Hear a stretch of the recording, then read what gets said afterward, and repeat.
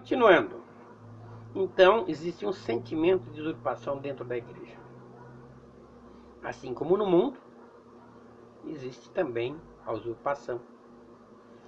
E, voltando para Ezequiel 12, né, que diz lá: Filho do homem, tu que habitas no meio da casa rebelde, que tem olhos para ver e não vê, tem ouvidos para ouvir e não ouve.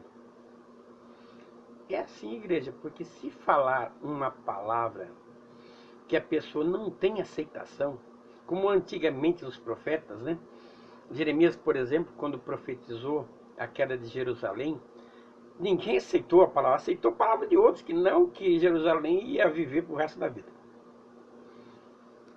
E não aceitou a profecia de Jeremias dos 70 anos de cativeiro. E assim, quando a palavra parece dura para a pessoa, ela não aceita. Ela quer ouvir o que ela quer ouvir.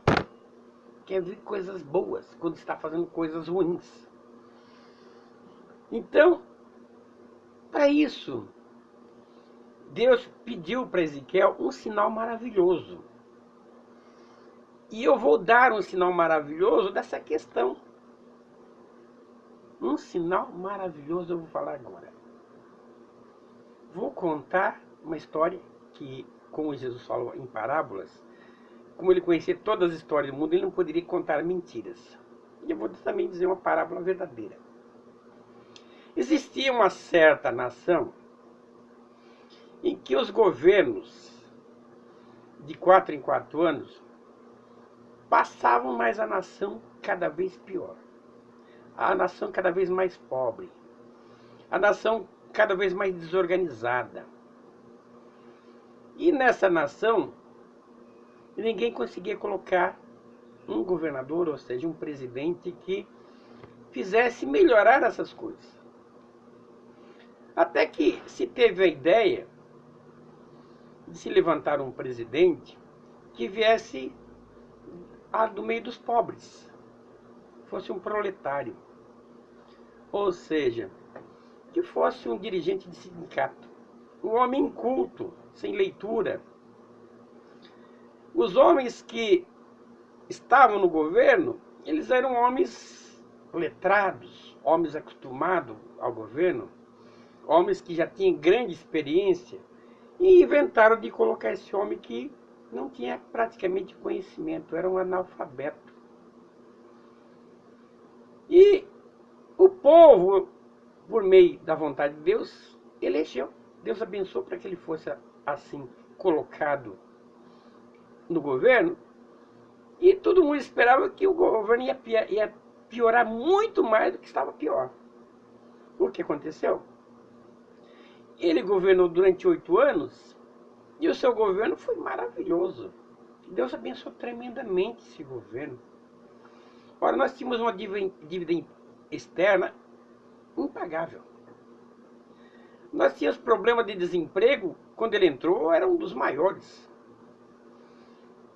E no caminhar do seu governo, tudo se foi bem. Nós pagamos a dívida externa e até emprestamos dinheiro. O governo foi ótimo.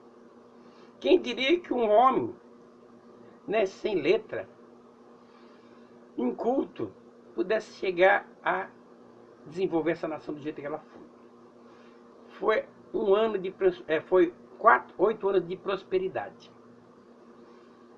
Tudo foi colocado no seu devido lugar. Olha, na situação do desemprego, a coisa ficou tão boa, mas tão boa, que em 2011, por exemplo, se falava que não tinha vaga para ninguém, né? Vou dizer, mas tinha vaga para todo mundo. Tinha vaga tanto até que pegaram até idoso para trabalhar.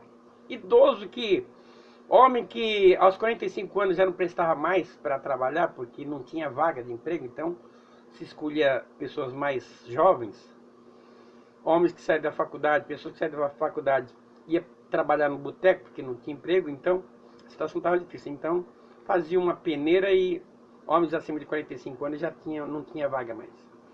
E depois desse governo, houve tantas vagas que idosos de 60 anos estavam trabalhando. Na empresa que eu trabalhei tinha 3 idosos além de mim. Então, foi um governo maravilhoso. Então, Deus abençoou esse governo. Agora, estranho, acabou esse governo, ele próprio, esse presidente maravilhoso, que Deus abençoe. Ele fez uma indicação desastrosa. Indicou uma mulher para o governo. Uma mulher que tinha realmente, como todos querem, uma experiência enorme. Dizia-se que era honesta. E quando ela entrou no governo, tudo se desmoronou. A coisa ficou feia. Para se ter uma ideia, a situação ficou tão feia e apareceu tanta coisa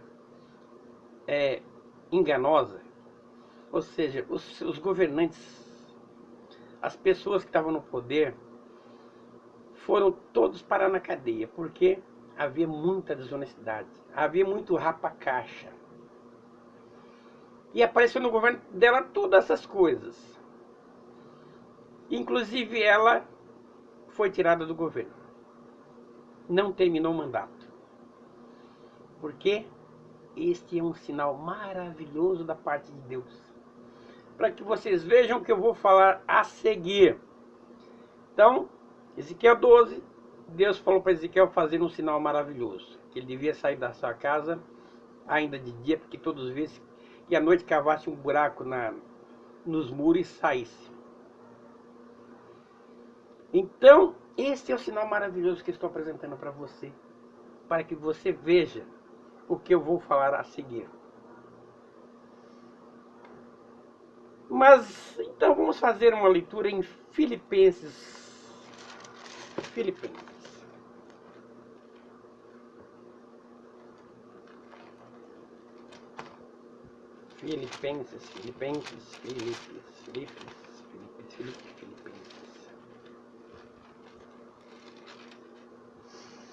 Bom, Filipenses capítulo 2, versículo 5 em diante.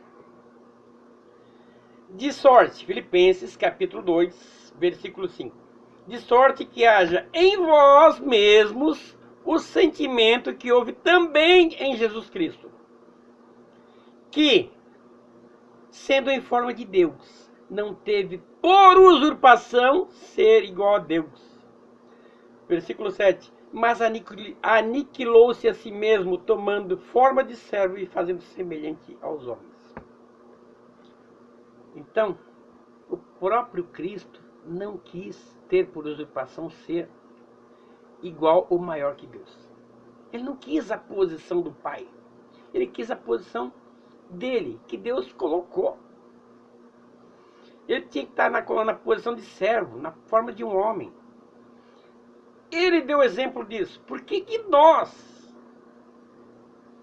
pessoas comuns, pessoas pecadoras, temos que usurpar o lugar dos outros?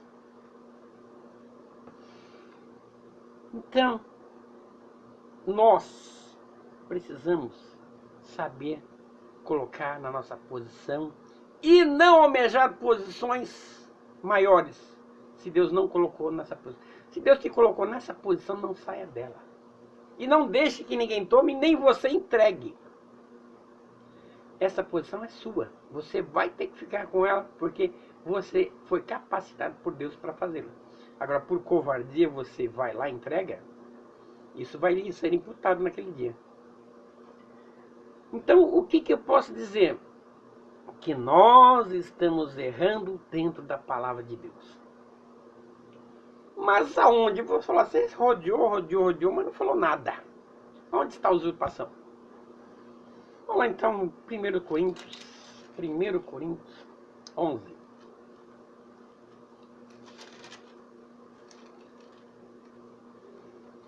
Vamos lá. Capítulo 11. Sede meus imitadores, como também sou em Cristo.